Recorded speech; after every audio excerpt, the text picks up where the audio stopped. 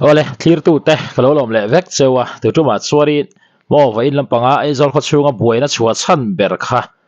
a point tak kan ngai thadona assembly session a anin nial tran na te chuan chief minister ina pungu lian chunga mo khe sin ai ani thu buaina ani aron tia ha pungu lian chunga khanin kanai lawani ti hanaron tang ve bur mai kha ri khamia a buaina bul mo anin nial buai tran na vailam panga mitam tak thi sena chuwa chan kha kan clear chiang dora ya session a hianin assembly a hian a pui mi viawani neng poni se kan sei tam lawanga kan ngai tha chawle photanga pui le mi dora ne enjoy ngalang zoben na zo turin zona nei tu pu singulian chunga do somang speaker iphalnain MNYF and Lai DYCC longtai nisom nile pasari khanhi press statement hi speaker iphalnain kam chair chok teang voin nisom nile pasari sang nile som nile panga sanchin bu mi te kal tanga zoram mi puima LADC sarkar dinglai United Legislature Party ULP nam thua omle moipo thulova ZPM sarkar din theina tura Mizoram ZPM sarkar thilti danle rural na sang tura athim awarpo thulova sarkar tune na mangle an thutiam bo chia an chet dan te Mizoram mi pui khiata puan chu atu tak maya thudik kan puan chu hi Mizoram mi pui ten kan sarkar Mizoram government kallai kan te phung poimo akan man te po athat kan ring thudik puang chuak tur hian diklolai tarlan atul mia awangin mal in huat na in selna anilo ti party apong apuya chir thena aningot loti kan soidu bok pu speaker Mizoram Assembly sesona khan kan MLA leader of opposition pulal sandamaral tele Congress MLA pusingu ngun lian chung te khan tuna LADC sarkar thak chungchang an soya khan kan chief minister pulal du oma khan chiang kwam takasoin LADC a sarkar siam tur hian eng pressure ma kan siam lo party a an lo lu an duwa keni chuan lo takin kan odong song mai ani ati ani kha hediang taka kan CM do soi thei kan nei hi van duai thak le ani thudik chu hetiang hi ani September ni som le pathum sang ni le som ni le pali akhan CM ngei hian ama puvizir sang hi phone bia in office ko chovin puzir ihova LADC a sarkar siam kadu ani ti in alo som dai to ani sarkar na siam ani chuan a personal thil ti hi kan thia thawang in tuna hian thu boi nei ani a pu speaker phalnai ka chiar ani ha pui chane ti chuan a personal thil ba ka personal provincialized school som priyat LADC thlen member zom tak kha party pakhat thuchuak khachu how sahan ti khasan pu lawanga pu speaker amasa khan equation speaker party statement press release ta khatin hanan share chuak tak ngai ga thela zona kha zot tamai la zona lu tamai sela tram hasa po ani peso senior ani athi toin garing khatinga share chuak ha kala thngai lo pu speaker achan chu mania ka zo khan engma document omlo inti wang khan a document karon soni pu speaker hey nangma copy dan po house property po pek kadwa kan zo du lai chu September ni somle pathum sang ni le som ni le palia khan chief minister bangla officer in komani a chu thu chu speaker ka thu diklinga kan ngai don ani chuan party thu chuak allegation assembly house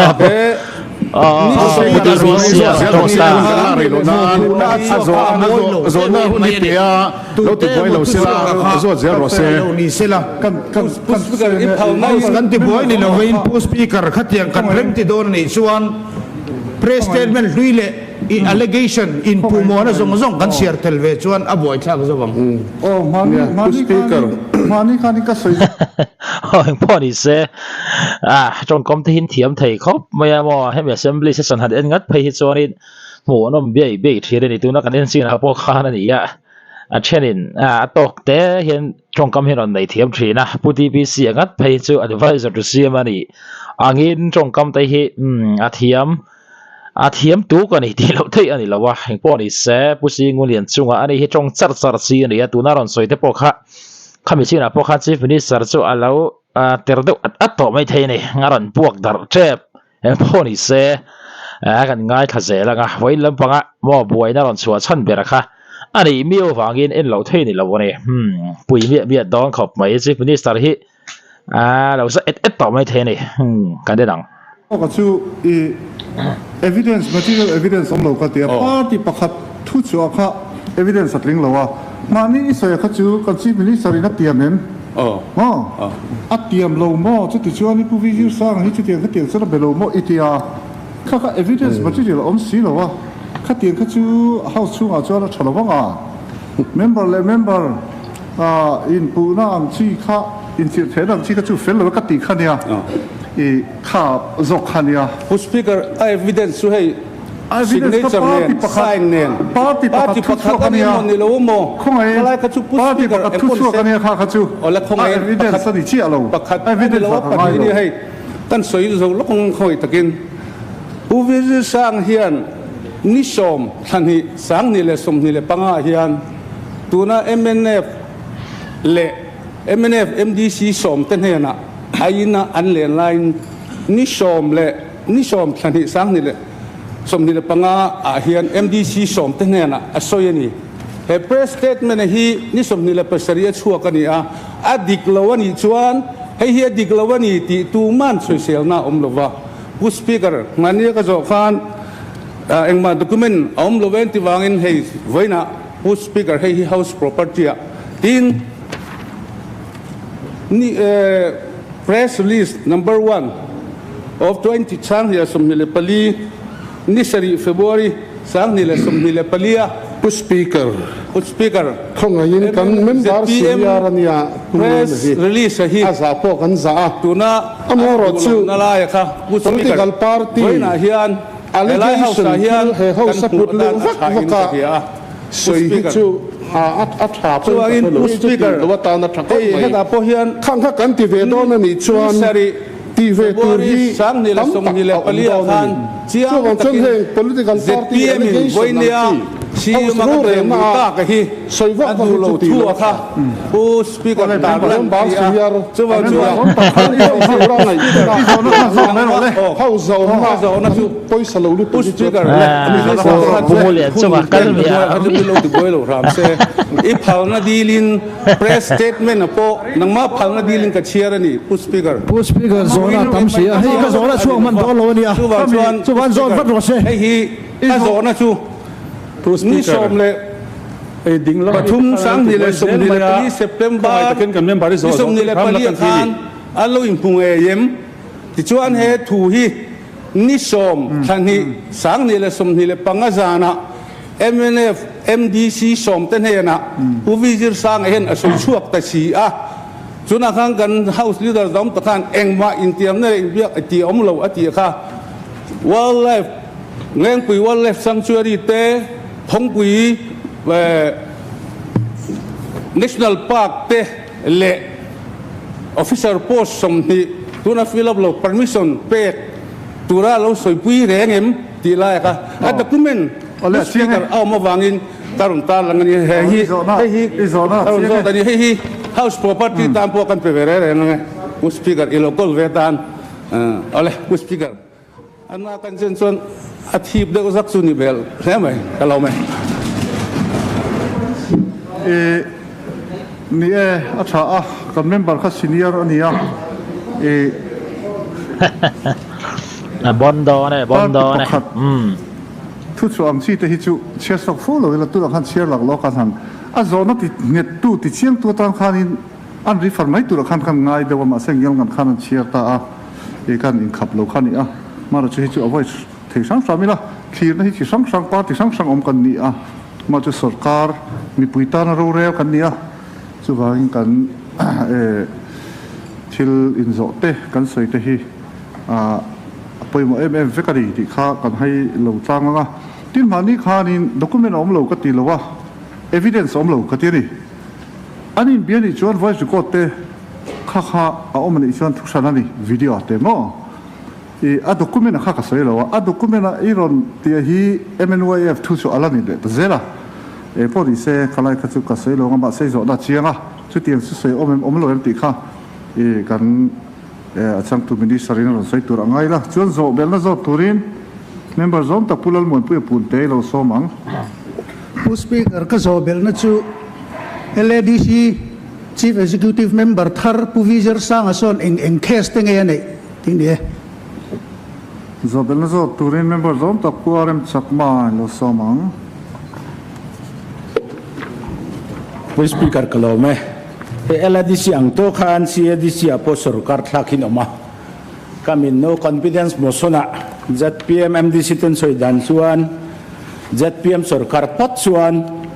council athlali lo dai lo kha helai tuna sarkar na sel mak tu te khan min tiam anian tia chu adikem ZPM antiam rangem ZPM sarkar lo bangem ni additional akan eng mamin pelo sorka ya lo dai lo riat leng sung hian eng banginga sengkat ma pelo kumina hian su ZPM sorkar lo bang primam ni thi ka kajote ole athe ka sang turin je ti sang tu minister chief minister ni bok pulal do mela le speaker an nu ber ka kan sang ma saberanga salai so aboy thak khop maya chom lam le chonu lam te hi dang lam the maya kan governor po khanin जो नकली आदिवासी ऑयल की बात करूं तो कम पैसे में ज्यादा क्वांटिटी में आदिवासी ऑयल एक बोतल के साथ 2 बोतलें po khanin or da kan ti fel mai in dang lam le man mai long mo lo ting en ya son ani sik so ya anin biak na le eng thu nge an point na tan an lam trang siam nan tan engen man kan riat puilo ke ni chuan amaro chu lo chung changa chuan hey salary le nan salary hi arang om ta lo nuwa hian CDC son rim changan lana se ema lo ringot hian an budget pum pu tanga za sam ko panga velan mang to ni tingai na om lo ni chu wang chuan pum khata an budget nei zat an thria he ta revise at le ma zong kan pet bel thin ti pon thria so ti reng reng kal chuan hlon la lon lo ni mai ni lo la lo na nam thua pang tingai na kan hrebik lo a chan chu thil danga mi tur ti khanin an mang zela sarkar na thokan lak bel reng boxia so tiang administration sa chu tingai na om lova in siam travesen kan du ngoi ani chu bangin chief minister hi mo tunaran soi teng te po kha ria le lama san voice na riau zela ni thil hi an kalpui da sarkar thar mo kalpung thar ani angin kalpung thar system mil lo zonga athil lo kalani omani chuanin keni chu kan boi pui don lo mo athar mil zelin aron ti la kha mana ron soi te po kha pui mo khop mo tu na aron soi lai te po kha lon la don lo ne mai aron ting hal bur mai ne kha tiang khal le lam zo tak chuan ania ale lama chuanin tam tak chuan soi se na sale viau mai theyang mo soi se na te hian tok tamani po ni se kaden chawanga apui chhaw don vai lam pangan buaina te mo bul tak point tak aron lu chhaw tial maya pusi ngun lian chunga nei nial lock trap ta ne enzel an sum an man dik lo wanga lo la theilawa an lo om ani point an mani mo phur aniang tin ka statement masa mi tu po kan ne na local chu kan pom lom takin tu ma kan ti dui don lo ti kha kan din na ala ni renga min an lo om na thin pol te policy an lo au pui thin te an tui pui to lo wa pian than na ri ru ne kal phung thar po la hen kan om ve te nga ti chuan pu speaker ilama i ve la mi zong zong pe kan pom fe kan ni ten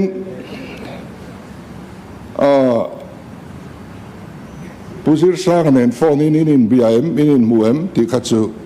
puzir sang a khel lo po kan MDC dang po kan CM te point bin ron mu thina ni chu min biak chuan kan be ve lo thei lo wa min kan po lo om ten du chuan an du po la kom kan du ve te chu an run ti veng chu min muang chu min biang chu enge sualom le a phía sau sẽ mày puzir sang an mi som ne na soi ti te khachu a soi le soi lo kha ke ni riat pha ka ni to lo tu nge mi som te po chu kan khelo kalaya mi pakhat thu soi helaya in zo khachu chu an soi ti khania amani zo fia then ni box ni la speaker khong takin kan chief minister hian ni som pathum September sang ni le som ni le palia khan helaya kahan soi langma ne na district council sarkar siam ka duani local thei chuan heng te provincialized te personal life as a case te le phongpui tlang te ngeng pui te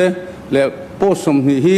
puzir sang khan MDC som te ne na soi kha kan chief minister hian puzir sang ne khan alo soi rengim ti khani ka zon su solama how to te ruling an niemo opposition an niemo kan CM te point tu na bungu na soi ang khachu kabula hian an soi theu puzir sang na soi fal bi kanilo kan CM te point min mo piang anon soi chu zirna Mizoram sarkar noya zirti tuan oma district council noya omboka pusang an ya aboy thak zia an soi china không ai hay zona le chhan na hun zawa kan chan zo lo ti don miang le salome chumi siam rem tu anti thu an soi vek ten walai po hi kan kuta hian apum lumin dar uan tia kan rem tia ni hei hi chu kan CM te po in an soi thina nia walai te so an kuta tu lut vek se kan dua ama ro chu thil ti fel ngai tlem ala oma ala ti zong zong thei lova tin je ti tu te po hi an kuta hian om vek lo sela sota engkim an control na noya hela Mizoram sarkar noya thok tinen an oma hloin anglo hela ACR ziak tu in ang box silo action la thei tu in ang box silo wakal te po hi a thalo view mai kan tia dikreng poi mo reng khalai kha tha kan ti puya kan CM te kan member dang te point anon soi fo ani ten press release han tiang te su kan thret angin press release manghian kan in deng ton vak renga enga kadin beina ang hi ziak ania wang mai khol chut ania wang mai khan adik vek lo ti kha khiat turania khang khailaya leklam takaron sin chi po ani karing lem lo ten speaker point of order le khalaya khan adik lawani chon press release ve ka chhan ve mai om tak abi pa ti kha chhan ve to box si lawa alaran ti zek zai pusi ngulian chunga anh po ni se trong kam la hi an thiam zul lomaya experience nei than ni ti ta po hi hriat ani po ni se la pu du ma chief minister za om takha mo anna ka wasen le ta zeu we tu na khan la pui le triap dawn an eng tinge ron chan le don al le to tu ra po ngai la pusi ngulian chunga hi pati chet chot hi ne ya mo ati to hi choni nget chur mai ni eng po ni se kan ngai thang uluk takin ngai thang kan ho tu piang ten district council province tiang jong kan chang ve pi lawani ki ni chuan adik lawani ti khachu adikani asoi kha amma ero chu kha ka solai council na an har sap na po ani school pakhata Mizoram sarkar le district council mi an thok du na dual function omani ti hi sarkar ma sa po thei to pin kan lo soipuya chu chu 2 point an soyang amma ero chu tu na ka zo na tak zok ero chu ZPM sarkar min siam pui ka duani lo siam pui ni jon heng tapo hi kan ti sakang che u ti kha alo ti rengem ti khani pu speaker ka zo na lok su pu speaker tu na ron minon zom tharten sarkar ZPM sarkar an siam tur hi du lo tam tak ZPM jinga pon amani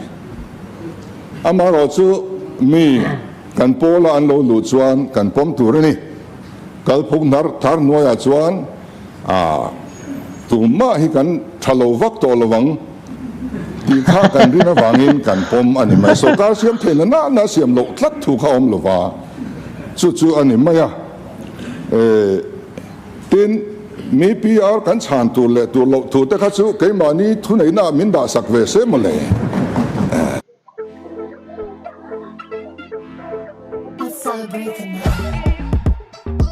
ai na min da sak ve se mo le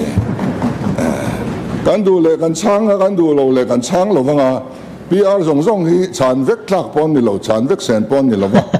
media lam hian ke ni lo hian nan chang le na sa thei ema atok viaw ni kha kha nó đi cái răng nó nói rằng tập pu muan pu zo na pu zir sang an case tiếng này thì kha pu zir sang hiện case pan này ya là bon đo đấy chuan court niam zokin a convict to chu hai court appeal me ka ni appeal lai ania wangin tu na hian convict kan ti theilowa tu nai chuan bi zalen ani fria chu lo pakhat dang case ania chumi a case a main accused chu pu speaker zona nei tu pungun lian chunga case hi ania chu pu si ngun lian chunga and 14 others tiani hemi chung changa hian charge sheet pei thokhat ani to a tin prosecution sanction deal me ani boka chu wang chuan anticipatory bail lo lak lok te po that kari pu speaker case ka nei ka thelo when you think yan en case ange ane taron share chu ka ne khalal khan ya appoint takaron ni chho dor ani kan ngai thak chian tak mai kan sei zuai anga hei bon til do na mo congress chalai te congress suai tu tele pulel tu oma chief minister in kara herin enge mo hiran om to tlat maya hi poi chho mup don case kan ei ka shela oron tia pakhatin kan chhir chu ka ngai haron ti kul box ya adot soi zawk chu mual pho hle do na ni kan ne nang Who speaker kan ne bazam ta kham tu zo bial khan en case ni te corruption case an niem tu na CEM ta na kan pom tak so ZPM thalai te na an thu chuwa khan corruption case visit sanga MLF hun laya om kha kan du lo an ti akha ama so bi khan nge ama so ngai ren kha an du lo thin khan du thu tem pu speaker không ai yên za soi don hian in ti khoi zela ala zo bel speaker không ai takin kan hospital ko na chan karinga prosecution order po kan ngai tua mek emo as chu tiang tura submit tiang deuh khan asoin ka share ka sexual ni mai the kan house leader khan prosecution order pola omlo case register pola omlo kha case nei tiang in pu kha chi don mi speaker an sexual thei thop maya he vela mi te hianin case nei lo prosecution sanction and deal ngai reng man le khovela hian le chu wang chuan pusir sa nga chuan kan member zom tak pungu na case a hian atel veni som pali te zinga atel ve chu wang chuan an case so inang renga a case su kan soyenge ACB PS case number 4/2022 dated 26 May sanghi somni le patni under section 409/120B/34 IPC red weight 11/13 within bracket A within bracket 1 within bracket B and 13 true PC Act 1988 ani chu ami ring ming te chu chiar chuak vek lo vila hemi hi tuna hian charge sheet pe ani to chu bangin prosecution sanction deal mek ani speaker ka thopui te po hi ni seng case ania prosecution sanction min ron deal zon ka pedon tu ba hum ka tum lo ป่าเรียบครบหมายค่ะครับจมอ Malamin prosecution sanction deal in hum te alo om to thina kan tum be lo kan sarkar case number khating chon ke kan the lokin voini theng hian ACB case kan ei ka hello tuna budir sanga na speaker khomai takin khatia soi chu da ra wa chuan inquiry te pon lokala longtai bypass road CM kan i line center project kan siama cheng vai bel the som pakhat alo chuak ani CM kan i line chu ti hun lai chuan MLA kan pek don nai khania cheng vai bel seli le nuai som sari alo chuaka naya khat po ko khoi lo Atiang ko ngay nazara ACB ang local point heke sa yan tiro na pakhat. Chu ko ta la sen chu ko speaker. Chu kami na local te anya chu don case kan ikat hello. Chu ani ne case te ni chu hela ni lo na po kan tra ma sa po kan case ne im shatlat lo ka kan nei to. Chu wan chon pu speaker chu di ki soi ti ni la a thain ka thi prosecution sanction ko speaker po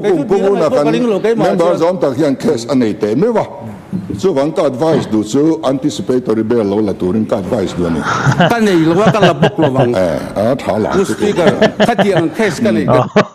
poi se congress lampang mo congress lampang te thalai te MPYCC hroi tu te chuan treng viau ni ti kha chiang renga khami a bok khanin pui chho mi do na pungu na heri pungu lian chunga mo atang na samai sia chu te ro len pu do mala he chief minister la he mo tong kam thiam box si huaisen box si ni perde nal box si pui chho mi do na ne po ni se dik inti ve an nia mo thu dik tak chu ni china kan tiang khanin chiang kalin aron la lang tura po ngai ta ila pui chho mi do na ne po ni se nasa ko mai kan en zelang when you think in case kan ka hello chat preliminary inquiry ta chon local te meng mai chu tapo ka lo sui chu he thila hian ka signature mo telna pakhat ma kan lo pathian le mi puiza when ni theng ka na hian ta lo hi cheng khat ma ka langai lo bok chu chu speaker top the na en case ge ani enge ti so so khela ngai lo ka nei veka kan house leader in direct tak moya case in anticipatory bail ro han in ti tong ta kha he house na ta hian amoi lo ka ti ya chuan in he zo da sa ne ti top to thalo mo speaker puzir sanga nen case nge anei ti zo ania ka chang ani zir sanga na case ania hian ame na case pungu na ani thu ka soya punguna and 14 others dinga hian atel veti ka soi mai ni so to case number len lam hei ka nia ka soi to speaker pujir sanga an convict na kha khata khan ka tel lo kha chu case sanani provincialize kha chu case sanani corruption aina waisa CACB an manna an beret awanga kha case khanei ani in ka thia hei heta poina lang chianga hei ZPMPR ania ti chuan pu speaker tuna soi kha longtai bypass road ani ka chua nuwa ka hun lai mi ka voin ni thing an ti pangma ka project ka an ti ro cham thak reng ani ka hun lai khan so ta an soi pon nang chu la CM la he kong hi tlang tong ma le an ti ve pathian khomai na za kha thila khan pathian ming in vain pu speaker ka soi tel na na yap thela pok ani lo thu nei na man zual kong pok pakhan na tel na pu speaker azo na ka chang ania chan da ka longa thave sila Puvizir sangan en casting nei ti bin zota case pakhat anei chu ka soya chu appeal mek katia chu da chuan kan member zom takhi atel katilo case dang pakhat anei ero chuan tuna kan member zom tak case a hian accused zinga pakhat zir sang hian ni ve min zo wangin chu ka chang lo thei lo ni chu wang chuan case reng chu an investigator thu atlin lo chuan final report an pe a top mai thin thu atlina hei chu thil sual ti ani an ti chuan charge sheet an thelu ta sarkar na thokemo MLA te mo MDC te mo an lo ni chuan prosecution sanction an deal thin ani chu deal mek ani ti kha ka soi mai ani hoi po ni se kha ri ya hoi lam panga te po mo an buaina turu tak mai kha ri ya mi then khat te thi sen chua chan kha ni chu mo hei Facebook ate po ni WhatsApp ate po ni ya anin hial mek ri ya lai hial mek ani ya then khatin Chief Minister zak thei lo kho pe tong tam sia he tiang hi house ti zom lo na ni mo house chunga khatiang khanin trong kam moi lo le house ti bol lo thei zong ti zom lo thei zong trong kam mang khat maya zawm lo ati zawm lo le mai Chief Minister ber hian ti te khatam taka oma amara chu pungu lian chunga khan mo Dawt asoi ni ani hi chang ve mai bokani ti to khatam taka no mek zel bokani a pui chho mi do na ka lo chu voi khat ma mo poisa dang hi ka langai lo bani ron ti bur mai bok khani ya he thil hi he isu hi mo anep thei do lo ni ti hi ching nga ne ai po ni se nga in mu dan mo tu na kan ngai tha ka khani tunge thiam zo ka inti nge ne ya Chief Minister thiam zo khat kha ti hanaron soi chi ebema engkima chiangin a case nei ten thlen poron sia chho ka lom punguna hi thiam lo ni in lo ti nge ne ya Chief Minister hian in a hresual duai nei in lo ti lai kha in lo tar lang don ne ya